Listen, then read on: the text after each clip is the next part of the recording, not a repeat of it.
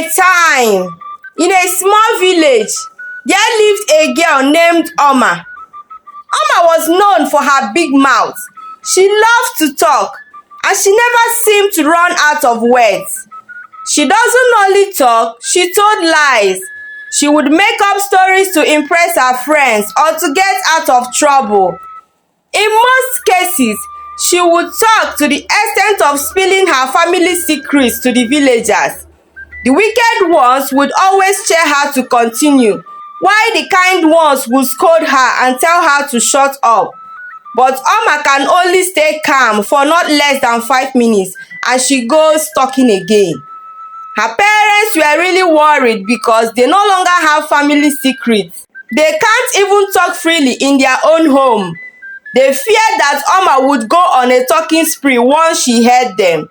It was the New Yam period in their village, and according to their traditions, no family is expected to eat yam until the New Yam festival is done. On that day, every family will gather at the village square with their first harvest. Sacrifices will be made to the gods in appreciation for a bountiful harvest. Then the chief priest would declare the consumption of the new yam open, and any family that defaults will be sent away for 3 years. They would be seen as unappreciative and cursed people, and the villagers will be told never to associate with them. Oma and her friends gathered at the village square to practice their dance when she started to gist with them about the delicious food her mother made the previous night. That yam was so delicious that we ate and ate and ate. Oma, this yam you're talking about like this, I hope it's not the new yam, Ako asked her. Oma looked at her in surprise. Haba now, it's the new yam. Which other yam would be this sweet at this time of the year if not the new yam?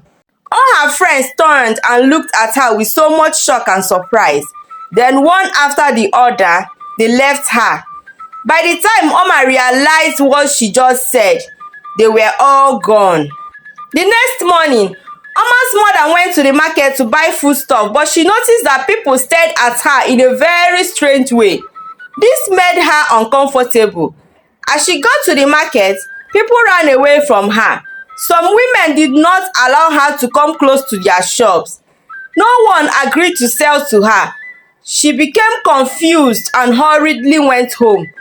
On getting home, some villagers were already gathered in their house waiting for her husband. Oma's mother asked them what the problem was, and then the chief priest told her that they had broken the law of the land and so have invited the wrath of the gods upon their household. How? What did we do? Oma's mother asked in tears. Woman, your family have eaten the new yam when the new yam festival is yet to be done. Yam? We didn't eat yam. Your daughter Oma told her friends that you cooked new yam for dinner 2 days ago. No. Hey God, oh, this girl have killed me. What I cooked was the cocoyam I got from my mother a few days ago. Woman, are you sure? Yes, wise one. Oma's father stood there almost in tears. Oma will not ruin this family, he said to himself. The chief priest ordered the youths to search both in and out of the house to see if they would see yams. But after searching, all they saw was the remnant of the cocoyam she talked about. Then the chief priest turned to Oma's father and said to him, you need to do something about this your daughter. Teach her how to bridle her tongue, or else one day would be one day, she would put your entire household in trouble you can't come out from. My dear listeners and viewers, if you have not subscribed to my channel, please subscribe and support my growth. And to my subscribers, thank you so much for contributing to my growth. I really appreciate. Oma's mother was hurt. What pained her the most is that Oma knows the punishment that comes to any family that eats the new yam before the festival. She saw the cocoyam when she brought them home. She helped her peel it before cooking. So how come she would risk their life like this? Her parents cautioned Oma, but to them it wasn't enough. That night, they couldn't sleep. Her father thought of what to do. The next day, Oma's father came home and gave his wife a small bottle. He had gone to the neighboring village to see an old woman whom his friend told him was good at handling cases like that of Oma. The old woman instructed him to sprinkle a little of the substance on Oma's food once daily, and after 2 days he would start to see a great change and result. Oma's mother adhered strictly to the instruction, and after 5 days she didn't see the change she wanted. Even though Oma was banned from going out, her siblings were stopped from talking to her, but she would sit all alone at a corner and be talking to her imaginary friends. This made her mother cry the more. Although Oma was already feeling some changes within her, she didn't know what the feeling was and she didn't tell her parents. She noticed that her mouth occasionally feels heavy, but it never stops her from talking. Her mother in anger poured a big portion of the substance into Oma's soup as against the little she was instructed to. The next morning, as Oma was tired of staying at home and talking to herself, she sneaked out of the house to meet up with her friends. They saw her and she looked strange and different, but they couldn't tell why and how she looked different.